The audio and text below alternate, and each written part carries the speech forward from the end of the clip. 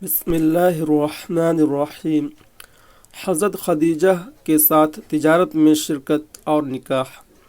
خاندان کی ایک معزز اور دولت مند خاتون نے جو تجارتی مال باہر سے منگواتی اور بھجواتی تھیں اور بیوہ ہو جانے پر اپنے مال تجارت کو باہر بھیجنے کے سلسلے میں کسی دیانتدار اور سمجھدار مرد کی معاونت کی ضرورت محسوس کرنے لگی تھیں، جو ان کے غلام کے ساتھ سفر کرے اور غلام کی سرپرستی و نگرانی رکھے۔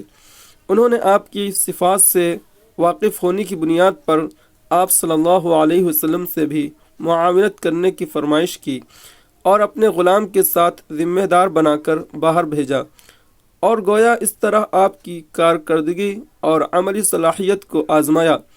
آپ نے اپنے اس سفر سے ان خاتون کا معاملہ بہت نفع کے ساتھ انجام دیا۔ مزید یہ ہوا کہ آپ کے ساتھ گئے ہوئے غلام نے بھی آ کر آپ کی کارکردگی اور دیانت کی بہت تعریف کی۔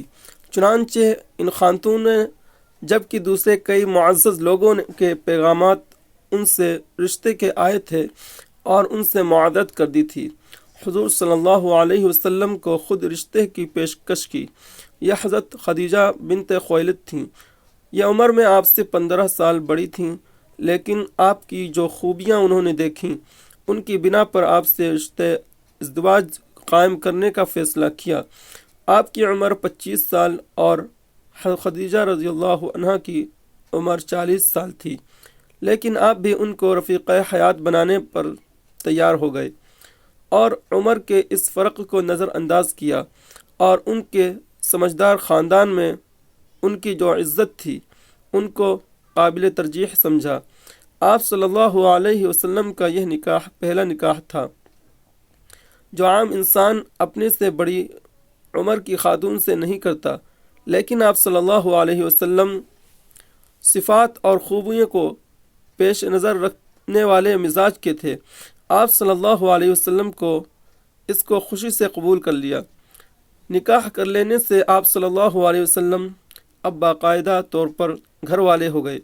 دوسری طرف تجارتی معاملے میں بھی ایک دوسرے کی کمی کو پورا کرنے کے لائق ہو گئے۔ دونوں نے بہت محبت اور تعلق کے ساتھ رشتہ نبھایا اور شہر میں بھی نیک نامی کے ساتھ زندگی کے فرائض انجام دیتے رہے۔ اس نکاح کے نتیجے میں حضرت خدیجہ رضی اللہ عنہا کے جو آپ کی اب اہلیہ ہو گئی تھیں، کاروبار میں آپ کو مزید اختیارات حاصل ہوئے، اور اس کے اثر سے آپ کو معاشی لحاظ سے جو فکر مندی تھی وہ تقریباً جاتی رہی، اور آپ کو مکے کے ماحول میں دین کے سلسلے میں جو گمراہی نظر آتی تھی اس سے گریز رکھتے ہوئے اللہ تعالیٰ کی یاد اور عبادت کی طرف زیادہ متوجہ ہوئے۔ یہ زیادہ تر تنہا جگہ جا کر اپنے رب کا دھیان کرنے اور یاد کرنے کی صورت میں ہوتا تھا۔